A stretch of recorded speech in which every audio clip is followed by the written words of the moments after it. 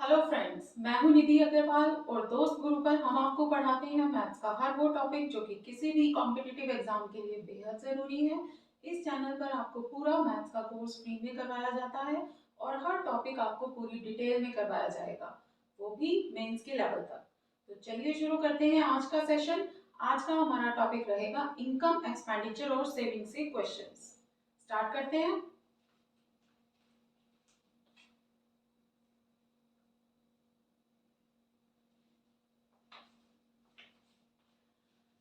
तो हमारे पास पहला क्वेश्चन कहता है, यदि दो व्यक्तियों की आय 5:3 के अनुपात में है और उनका खर्च 9:15 के अनुपात, sorry this is by mistake, ये है 9:5। इंग्लिश में करेक्ट है 9:15, तो क्योंकि दोबारा से कट जाएगा, आई थिंक ये 9:5 ही होगा।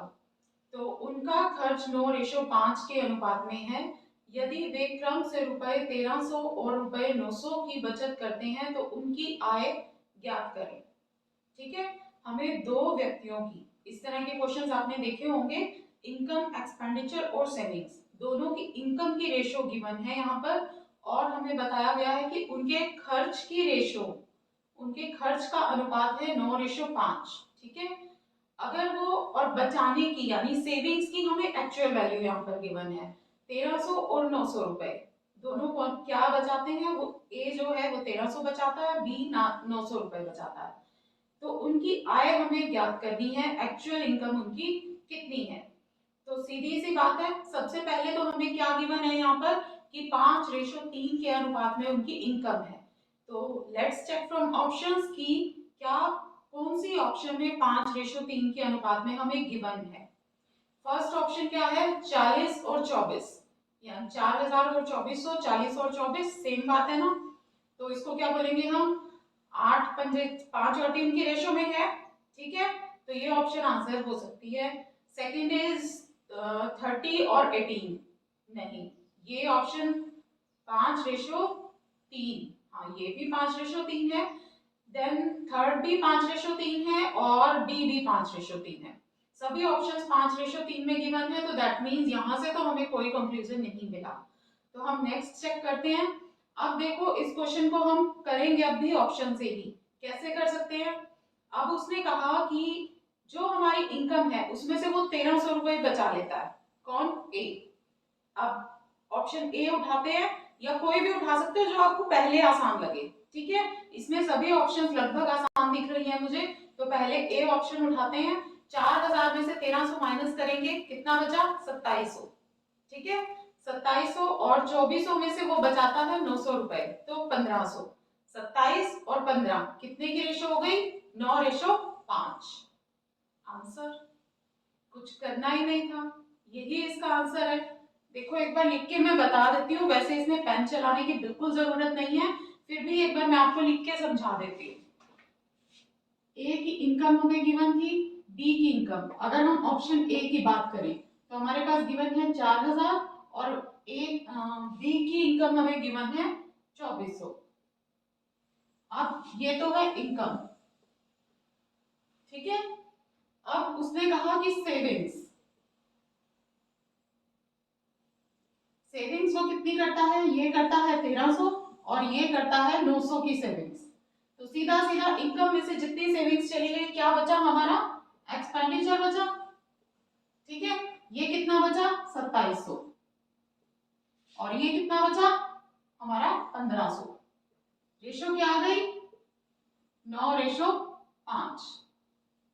ठीक है, तो यही एक्सपेंडिचर की रेशो हमें गिवन है इस क्वेश्चन में। तो दैट मींस जिस ऑप्शन को हम लेकर चले थे वो कंडीशन सेटिस्फाई कर रहा है, सारी कंडीशन सेटिस्फाई कर रहा है, तो दैट मींस यही आंसर है। ठीक है, इस टाइप के क्वेश्चंस को हम बहुत इजीली ऑप्शन से कर सकते हैं। कुछ एक दो क्वेश्चंस अगर ऐसे भी होते हैं कि हम नहीं कर पाएंगे तो उनको भी कोई ना कोई हिंट हमें क्वेश्चन मिल जाएगा। ठीक है ना, उस हिंट को लेकर हम चलेंगे और देन हम क्वेश्चन करेंगे, अदरवाइज इस तरीके से बहुत इजीली हो जाते हैं। देखो नेक्स्ट क्वेश्चन में उसने क्या कहा कि दो पर्संस की मंथली इनकम है 2:3 और उनके एक्सपेंसेस की रेशियो है 5:9। If each of them saves ₹600 per month then their monthly incomes are. Same question है पिछले क्वेश्चन के जैसे, उसी तरह से चेक करते हैं, पहले चेक करते हैं कि 2:3 में है। ए ऑप्शन 2:3 में है, बिल्कुल। 7.5 दूनी 15 और 7.5 ये 22, 22.5 यानी, समझ रहे हो आप? अगर ये हमारे पास 1500 और 2250 है तो ये ऑब्वियसली ये 2:3 में है। क्यों? क्योंकि ये 7.5 का मल्टीपल है, ये 7.5 का दुगना है, ये 7.5 का 3 गुना है, तो रेशो क्या हुई? 2:3 हुई। ठीक है, सो फर्स्ट ऑप्शन 2:3 में है, सेकंड ऑप्शन भी 2:3 में है, थर्ड ऑप्शन भी 2:3 में है और डी ऑप्शन भी 2। तो यहाँ से तो हमें ऑप्शन से कोई कंक्लूजन नहीं मिला कि कौन सा ऑप्शन हमारा आंसर हो सकती है। तो चेक करते हैं ऑप्शंस को अब एक्सपेंडिचर की रेशो के लिए। ठीक है, तो पहले ऑप्शन में 1500 और 2250, ठीक है, 1500 और 2250, इसमें से अगर वो सेविंग्स करता है 600 बचाता है तो ये बचे 900 और ये कितने बचे? 1650। 600 रुपए बचा लेता है ना, वो 1650 बचे। ठीक है, अब क्या ये कितनी रेशो है? 5:9। क्या ये 5:9 में है? नहीं है, तो ए ऑप्शन हमारा आंसर नहीं है। ठीक है, अब बी ऑप्शन में वो क्या कहता है? 1200 और 1800, 1200 और 1800, 600 बचेंगे यहाँ पर और यहाँ कितने बचेंगे? 1200, यानी 1:2 में है। बी ऑप्शन भी हमारा आंसर नहीं है। अब सी ऑप्शन में देखें हम, सी ऑप्शन में क्या कहता है? 1600 है और 2400 है। ठीक है ना, 1600 में से 600 बचाएगा, 1000 खर्च करेगा, इसमें से 600 बचाएगा तो 1800 खर्च करेगा। अब ये आ गया 5:9 में, ये ऑप्शन आंसर है हमारा। C option is the answer. देखो कितना आसान था, सेम क्वेश्चन है, प्रैक्टिस हो रही है आपकी। चेक करो, अगर सिंपली हमें वहां से कि इनकम की रेशो से अगर हम आंसर पे पहुंच सकते हैं तो वेल एंड गुड, अगर नहीं पहुंच सकते तो आगे का प्रोसीजर हमें इस तरह से करना है। ठीक है, वहां पे चेक करो, ऑप्शन को उठाओ, अगर वो सेटिस्फाई कर रहा है तो क्वेश्चन में गिवन कंडीशन को कि एक्सपेंसेस की रेशो वही बन जाती है, तो दैट मींस यही आंसर है, आगे की ऑप्शंस को चेक करने की जरूरत बिल्कुल नहीं है। ठीक है, नेक्स्ट क्वेश्चन पर चलते हैं। अब इस क्वेश्चन में हमें क्या गिवन है? Income of A and be in ratio 4:3 और उनके वार्षिक खर्च 3:2 के अनुपात में है, और यदि प्रत्येक रुपए 60,000 की बचत करता है तो ए की वार्षिक आय बतानी है हमें। ठीक है, इसमें इसने रेशो नहीं पूछी है, इसमें इसने एक की, उनमें से एक की वार्षिक आय इनकम पूछी है, राइट, और 60,000 बचाते हैं दोनों। तो चेक करते हैं 4:3, तो हम यहाँ पर चेक कर नहीं सकते क्योंकि रेशो में आंसर गिवन नहीं है, तो ठीक है, सीधे 60,000 माइनस करते हैं। अब हमारे पास ए की इनकम है, यहाँ पर ए की, लेट सपोज कि ए ऑप्शन आंसर है। ठीक है, तो एक 20 में से वो 60,000 बचाएगा तो 60,000 खर्च करेगा। ठीक है, अब 60,000 और साथ साथ देखो यहाँ पर कि अगर एक 20 ए की इनकम है, हमें दिया है कि 4:3 में है दोनों की इनकम, ये है इनकम। ठीक है, ये ए की, ये बी की। अब वो कहता है कि अगर एक 20 है इसकी, तो इसकी कितनी होगी? 4:3 के हिसाब से इसकी होगी 90। देखो कोई फर्क नहीं पड़ता, जीरोस को हम काट कर चल सकते हैं। ठीक है, उतना ही ले लो जितना हमारे लिए आसान रहेगा, क्योंकि ये जो 1,20,000, ये 1000 तो सब में ही कट जाएगा। ठीक है, रेशो है, कट जाएगा, ये एक 20 है तो ये 90 हो जाएगी, राइट। अब एक 20 में से वो कहता है कि दोनों 60,000 खर्च करते हैं, तो ये कितना बचाएगा? 60,000 बचाते हैं, यस 60,000 बचाते हैं, तो ये 60,000 खर्च करेगा, इसका एक्सपेंडिचर ये आ गया। ये कितना करेगा? ये 60,000 बचाएगा तो 30 खर्च करेगा, यानी 2:1 में। ठीक है, और कितना दिया है हमें? 3:2, तो ये ऑप्शन आंसर नहीं है, ए ऑप्शन आंसर नहीं। अब देखो बी ऑप्शन में उसने क्या गिवन है? ए की इनकम गिवन है हमें 150। ठीक है ना, 1,50,000 गिवन है तो 150 ले रहे हैं हम, और इसी तरह से बी की ऑप्शन, अगर ये 4 है तो 3 कितना होगा? 37.5 इंटू 3 होगा, यही है इसका चौथा हिस्सा। 150 का आधा 75, 75 का आधा 37.5, और 37.5 के 3 हिस्से हमें उठाने हैं, तभी ये बनेगा 3:4। 3:4 लेकिन देखो यहाँ पे कैलकुलेशंस हमें दिख रही है कि मुश्किल है, ठीक है, इसलिए फिलहाल इस ऑप्शन को आप छोड़कर चलोगे, ठीक है ना, क्योंकि हमें टाइम वेस्ट नहीं करना है। नेक्स्ट ऑप्शन पे चेक करेंगे, हो सकता है लास्ट में ये बच जाए और यही आंसर निकल जाए। पहले हम दूसरी सिंपल वाली ऑप्शंस को चेक करते हैं। अब सी ऑप्शन क्या है, हमारे पास है 240। ये अगर 240 है तो ये कितना होगा, ये होगा 180, राइट। इसमें से वो 60 बचाता है, कितना बचेगा 180, खर्च कितना आ गया इसमें से 120। अब ये क्या आ गया 3:2, और आई थिंक यही पूछा था, हाँ, तो ये बन गया 3:2। यही उसने कहा था, एक्सपेंडिचर की रेशो हमें उसने यही दी थी, 3:2 हमारी इस ऑप्शन से आ गई, तो C option is the answer. अब देखो अगर हम बी पर टाइम लगाते रहते तो हमारा टाइम वहीं पर वेस्ट हो जाता, ठीक है ना, इसलिए पहले हमने आसान ऑप्शन को चेक कर लिया कि या तो वहीं पर आंसर आ जाएगा, अगर आंसर नहीं आ सकता तो हो सकता है कि बाकी सारी ऑप्शंस कैंसिल हो जाएं, सी से भी आंसर नहीं आता, डी से भी आंसर नहीं आता, तो हम सीधे सीधे बोल देते कि बी आंसर है, तब भी चेक करने की जरूरत नहीं थी। दोनों ही सूरतों में हमें बी ऑप्शन को चेक करने की जरूरत नहीं पड़ेगी, ठीक है। ये तरीका होता है कि किस किस ऑप्शन को हम एलिमिनेट करते चलेंगे ताकि जो ऑप्शन बच जाए वो हमारा आंसर है, या तो कोई ऑप्शन हमें आंसर मिल जाएगी या फिर 3 ऑप्शंस एलिमिनेट हो जाएंगी और जो चौथी ऑप्शन बचती है वो हमारा आंसर बन जाएगी, ठीक है। ये तरीका है, ये एलिमिनेशन रूल है ऑप्शंस को एलिमिनेट करने का, ओके। अब देखो नेक्स्ट क्वेश्चन भी हमारे पास क्या है, ए और बी की आय का अनुपात है 2:3 और खर्च का अनुपात है 1:2। यदि प्रत्येक रुपए 24,000 की बचत करता है तो ए की आय ज्ञात करें, ठीक है। तो इसमें भी हमें सिंगल पर्सन की इनकम दे रखी है तो रेशियो तो हम चेक नहीं कर सकते, ऑप्शन ए पे चलते हैं। अब इसमें 24,000 उसने खर्च दिया है और 24,000 ही अगर वो कमाता है तो ये ऑप्शन तो आंसर नहीं हो सकता, क्योंकि एक्सपेंडिचर कुछ ना कुछ तो है, ठीक है, क्योंकि एक्सपेंडिचर 1:2 में दिया है, दैट मींस ए का भी एक्सपेंडिचर कुछ तो है, टोटल इनकम तो वो नहीं बचा रहा, ठीक है, तो ए ऑप्शन तो पहले ही बाहर है, ये तो एलिमिनेट हो गई। अब चलते हैं बी ऑप्शन पे, बी है 72,000, यानी अगर 72,000 में से वो 24,000 अपने बचा लेता है तो कितने खर्च करेगा 48,000, ठीक है ना। हमें बी ऑप्शन में, ए तो ऑलरेडी कैंसिल हो गई, बी ऑप्शन में उसने हमें दिया है 72,000, ठीक है, 72,000 उसका है इनकम, राइट।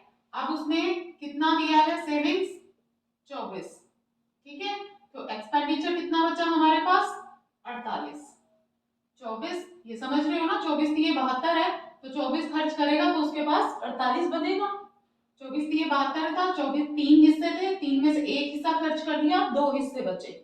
ये देखो मैथ्स को मतलब फिंगर टिप्स पे होना चाहिए आपकी, समझ रहे हो, ये अब इसको 72 में से 24 माइनस करो नहीं, चेंज योर मेथड्स, एक एक स्टेप पे आपको अपने आप को इम्प्रूव करना है, तब आपकी स्पीड इंक्रीज होगी, एक एक स्टेप इंपॉर्टेंट है। अब 24 हमें दिख रहा है 72 और 24, ठीक है, 24 के 3 हिस्से थे 72, 3 में से एक हिस्सा उसने खर्च कर दिया, कितने बचे 2 हिस्से, 24 दूनी 48, माइनस करने में आप टाइम लगा दोगे लेकिन इस तरीके से टाइम नहीं लगेगा, ठीक है, तो अपने आप को हर स्टेप पे इंप्रूव करना है, राइट, तभी एक एक सेकंड आपका बचेगा। अब उसका एक्सपेंडिचर क्या आया 48,000, और साथ ही अगर इसकी इनकम ए की इनकम है 2, तो इसकी कितनी हो गई, ये 36 दूनी 72, 36 दिए 108, 2:3 में है ना ये इनकम, ठीक है, अगर ए की इनकम 72 थी तो बी की इनकम कितनी हो गई 108 हो गई। अब 72 में 108 में से वो कितना खर्च कर रहा है 24 खर्च कर रहा है, तो इसके पास कितना बचेगा 84, राइट। अब ये हमारे पास इनकम थी 2:3 में, 2:3 में ए और बी की इनकम, ए की है 72 तो 3 इससे, इसके पास है 2 हिस्से, ठीक है, तो इसको 3 हिस्से मिलेंगे 108 हो गया, राइट। अब उसमें से 24,000 उसने बचा लिए, कितने खर्च किए 84,000, राइट। अब दोनों की रेशो देखो 4 और 7 आ गई, 12 चौके 48, 12 सत्ते 84, तो लेकिन ये तो क्वेश्चन में उसने नहीं मांगी, तो दैट मींस ये ऑप्शन भी आंसर नहीं है। अब चलते हैं सी ऑप्शन की तरफ। दो ऑप्शन एलिमिनेट हो चुकी हैं ऑलरेडी। सी ऑप्शन क्या है? 19,200। ठीक है, सी ऑप्शन 19,200। दैट मीन्स कि ये थोड़ा सा टिपिकल लगेगा कैलकुलेशन करने में, इसको हम फिलहाल छोड़ देते हैं। डी ऑप्शन को चेक करते हैं, या तो वो आंसर आ जाएगा, और अगर वो कंडीशन नहीं सेटिस्फाई करेगा तो सी ऑप्शन हमारा आंसर हो जाएगा। ठीक है, दो ही ऑप्शंस बचे हैं, तो पहले हम डी को चेक करेंगे। इसको भी पेंडिंग ऑप्शन है हमारे पास डी। डी में वो क्या कहता है कि 48,000। ए की इनकम क्या है? 48। ए की 48 है तो बी की कितनी होगी? 24 दूनी 48, 24 दिए 72। ठीक है, ये है उनकी इनकम। सेविंग्स दोनों की है 24। ठीक है, तो एक्सपेंडिचर दोनों का क्या हो जाएगा? इसका 24 और इसका 48। रेशो क्या आ गई? 1:2। ठीक है, तो ये ऑप्शन हमारा आंसर है। यही उसने पूछा था कि क्वेश्चन में एक्सपेंडिचर्स की रेशियो क्या आ जानी चाहिए? 1:2, और हमारी वो किस ऑप्शन से आ गई? डी ऑप्शन से। राइट, अब डी ऑप्शन ही हमारा आंसर है। अगर इन केस ये वैल्यूज को सेटिस्फाई नहीं करता कंडीशन को, तो हम इसको स्किप करके सी ऑप्शन को फिर भी चेक करने की जरूरत नहीं थी, सी ऑप्शन सीधे सीधे आंसर हो जाता। ठीक है, इस तरीके से हम एलिमिनेशन रूल को यूज करके अपने फाइनल आंसर तक पहुंच सकते हैं। कितने आसान हो गए ना ये इनकम, एक्सपेंडिचर और सेविंग्स के क्वेश्चन। इसी तरीके से आपको प्रैक्टिस करनी है इनकी। राइट, अब नेक्स्ट क्वेश्चन है हमारे पास। देखो, ये सब कुछ, ये सारे क्वेश्चंस आप बिल्कुल इजीली माइंड में कर सकते हो, बिल्कुल इजीली। जी हाँ, थोड़ा सा प्रैक्टिस की लगेगी, शुरू में आपको थोड़ी सी प्रैक्टिस लगेगी, दिमाग में बिठाना जरूरी है। उसके बाद आपको ना कॉपी उठाने की जरूरत है ना पेन उठाने की जरूरत है, आप सिंपली माइंड से आंसर कर सकते हो। Yes, it is sure, it is definite कि आप कर सकते हो, बस थोड़ी सी मेहनत चाहिए। और मेहनत करने से तो बिल्कुल नहीं डरना है। जब आपने ठान ली है कि आपने कॉम्पिटिटिव एग्जाम क्लियर करना ही करना है, तो फिर मेहनत करने से तो बिल्कुल भी डरना नहीं है। ठीक है ना, वक्त लगेगा लेकिन एक दिन होगा, एक दिन आप समझ जाओगे। और वो एक दिन यूं नहीं है कि 1 साल 2 साल बाद आएगा, नहीं, ऐसा कुछ नहीं है। थोड़ा सा कंसंट्रेशन, थोड़ा सा टाइम और इंटरेस्ट, तीन चीजें बहुत जरूरी होती हैं किसी भी काम के लिए, और आप उस काम को कर जाओगे। That's it. नेक्स्ट क्वेश्चन है, income of A, B, C are in ratio 7:9:12 and their spendings are in the ratio 8:9:15। अब इसने देखो दोनों ही चीजें हमें रेशियो में दे दी हैं, इनकम्स भी रेशियो में दी हैं और स्पेंडिंग्स भी, खर्चा भी उनका रेशियो में दिया है। तो if A saves 1/4 of his income, then the savings of A, B, C are in the ratio of। A, B, C की हमें सेविंग्स की रेशियो बतानी है। तीनों जगह रेशो है, इनकम की और स्पेंडिंग्स की उसने दे दी है, और सेविंग्स की उसने पूछी है। ठीक है, ये थोड़ा सा अलग टाइप का क्वेश्चन है, लेकिन इंपॉर्टेंट है। इंपॉर्टेंट कैसे? क्योंकि ये कॉन्सेप्ट है, कॉन्सेप्ट इन द सेंस कि ये आगे मिक्सचर के चैप्टर्स में भी यूज होगा, और कई तरीके से ये क्वेश्चन, इस टाइप के क्वेश्चंस फ्रेम होकर आते हैं कि आपको सारी चीजें रेशो में गिवन है और फाइनली पूछी भी रेशो में है, लेकिन आसान होते हैं, करना और भी आसान है इनको। कैसे? हम अभी करते हैं। देखो, उसने कहा इनकम्स की रेशो है,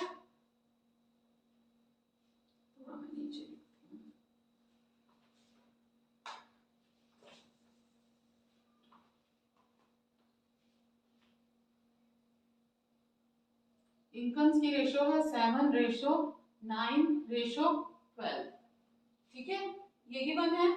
और उसने कहा स्पेंडिंग्स की रेशो, यानी एक्सपेंडिचर की जो रेशो है वो कितनी है? 8:9:15। 8:9:15। ठीक है, अब उसने क्या कहा कि हमें एक चीज और गिवन है कि ए का जो एक्सपेंडिचर है, ए का सेविंग है वो 1/4 है। ठीक है, ए का जो सेविंग है वो 1 है। अगर हम इसको मान लें कि ए का सेविंग 1 है, इनकम उसकी कितनी होगी? 4, और एक्सपेंडिचर उसका कितना हो जाएगा? 3। ठीक है ना, यही तो उसने कहा कि ए की सेविंग्स 1/4 होने का मतलब क्या है, पहले ये चीज क्लियर करो कि अगर उसकी जितनी भी इनकम है, ठीक है, टोटल इनकम, उसमें से एक हिस्सा वो बचा रहा है, 3 हिस्से वो खर्च कर रहा है, राइट। रेशियोज में गिवन है हर चीज, तो हम मान लेते हैं कि ए की इनकम 4 है, 1/4 गिवन है, तो मान लो कि उसकी इनकम 4 है, राइट। फिर उसने सेविंग्स कितनी की, 1 रुपए की, रुपया नहीं, यहाँ पर एक ही बोलो, ठीक है, एक की उसने। और एक्सपेंडिचर उसका किया है 3 हिस्से, हिस्से एक्चुअली यू कैन यूज हिस्से, ठीक है। 4 हिस्से उसकी इनकम थी, उसमें से एक हिस्सा उसने बचाया, 3 हिस्से उसने खर्च कर दिए, राइट। यहां तक क्लियर। उसके बाद देखो, अब इस टाइप के क्वेश्चंस जिसमें दोनों में रेशो गिवन है और आंसर में भी कुछ ही रेशो है, इस टाइप के क्वेश्चंस को हम कैसे हैंडल करते हैं। पहले इन दोनों चीजों को इक्वेट करो, क्योंकि हमारे पास एक ही रेफरेंस गिवन है, एक ही रेफरेंस गिवन है क्वेश्चन में, तो हम इसको इक्वेट करेंगे, इन दोनों वैल्यूज को हम इक्वल बनाएंगे, ठीक है। इनको इक्वल बनाने के हिसाब से हम इस इक्वेशन को मल्टीप्लाई करेंगे 8 से, इस इक्वेशन को हम मल्टीप्लाई करेंगे 7 से, ठीक है। मल्टीप्लाई कर दिया, अब देखो ये क्या आता है, 56, 72 और ये क्या आएगा 96, ये आ गया 56, ये वाली इक्वेशन यहाँ पर 56, 63 और 15 सत्ते 105, ठीक है।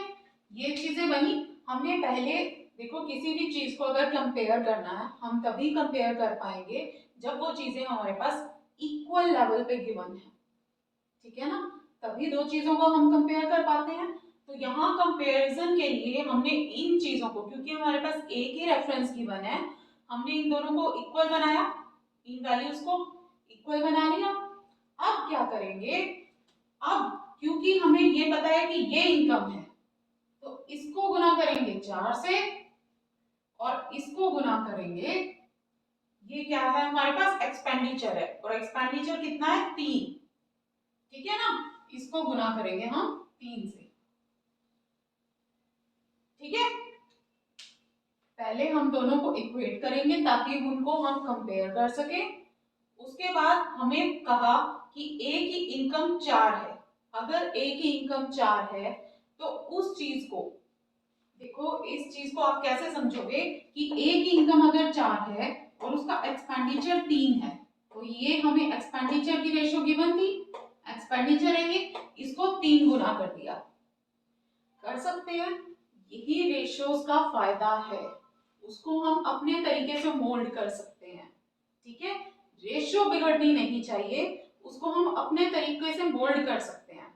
हमने क्या किया कि हमने अपने हिसाब से वैल्यूज को चेंज किया, पहले उनको इक्वेट किया ताकि हम उनको कंपेयर कर सके, देन हमने उसका देखा कि इनकम अगर 4 गुना है तो एक्सपेंडिचर कितना है 3 हिस्से, इनकम अगर 4 हिस्से है तो एक्सपेंडिचर 3 हिस्से है, यही रेशो हमें गिवन है, रेशो नहीं बिगड़ी, अब भी 4:3 की रेशो है, दोनों में 4:4:3 है, 4:3 है, ठीक है। अब देखो, इसमें से अब हम इन दोनों इक्वेशन से हम क्या निकालेंगे, सेविंग्स की रेशो, कर दो, अब तो कुछ भी नहीं है, 4:56 है, यहाँ 3:56 है, राइट। 4:56 में से 3:56, क्योंकि इनकम में से एक्सपेंडिचर माइनस होगा तभी सेविंग्स आएंगी, 4:56 में से 3:56 माइनस करेंगे तो कितना बचेगा, 1:56 बन जाएगा हमारे पास, ठीक है, 1:56 बच गया।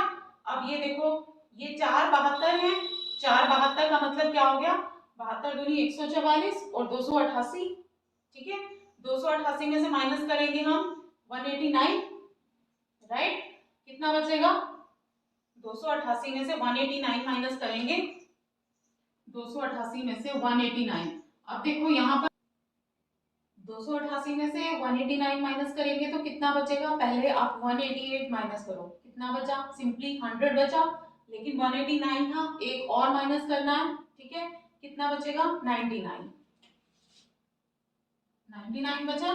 ये सिंपल कैलकुलेशंस है, बहुत बेसिक लेवल की कैलकुलेशंस है, देखो ये तो आपको सीखनी ही पड़ेगी, और अगर बिल्कुल, वैसे तो मैं कहूंगी कि सीखनी ही पड़ेगी, कोई चॉइस नहीं है आपके पास, क्योंकि क्योंकि अगर आप स्किप कर दोगे तो कोई दूसरा बच्चा है जो कर रहा है, आपसे आगे निकलने के लिए बहुत लोग बैठे हैं। ठीक है, तो नेक्स्ट है 4 × 96।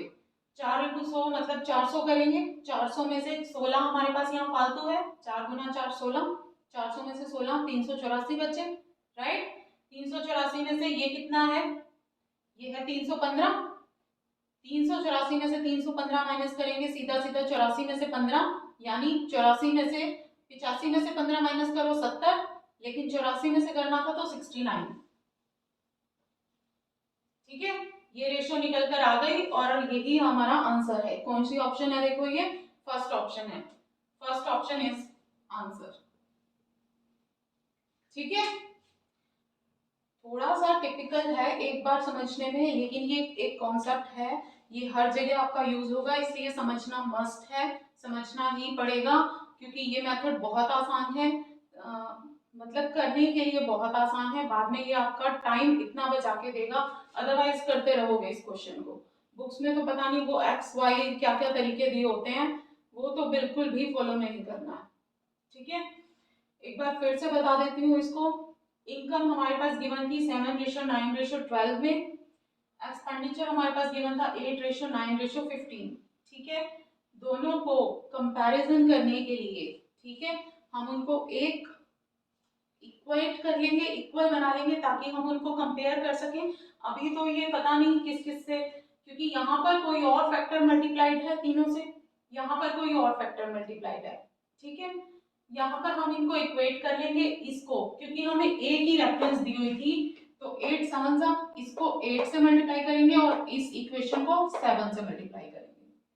ठीक है, ये इक्वेशंस दोनों बन के आ जाती हैं, इनकम और एक्सपेंडिचर, राइट। अब हमें उसने कहा है कि अगर ए की इनकम 4 हिस्से है, सेविंग्स वो 1 हिस्सा करता है, तो एक्सपेंडिचर उसका 3 हिस्से है, राइट। तो इसको देखते हुए हम उसकी इनकम और एक्सपेंडिचर की रेशो बनाएंगे, क्योंकि ए की हमें रेफरेंस दी हुई है, तो ए का इनकम है 4 गुना, अभी ये इक्वल थे, हम इनको इक्वेट कर चुके हैं, तो अब इसको हम 4 से मल्टीप्लाई कर देंगे, तो दैट मीन्स ये 4 हिस्से हो गए, 3 हिस्से वो एक्सपेंडिचर करता है। अब सेविंग्स बतानी है, माइनस करेंगे सिंपली, 4 आगे तो बस माइनस मैंने आपको बता ही दिया।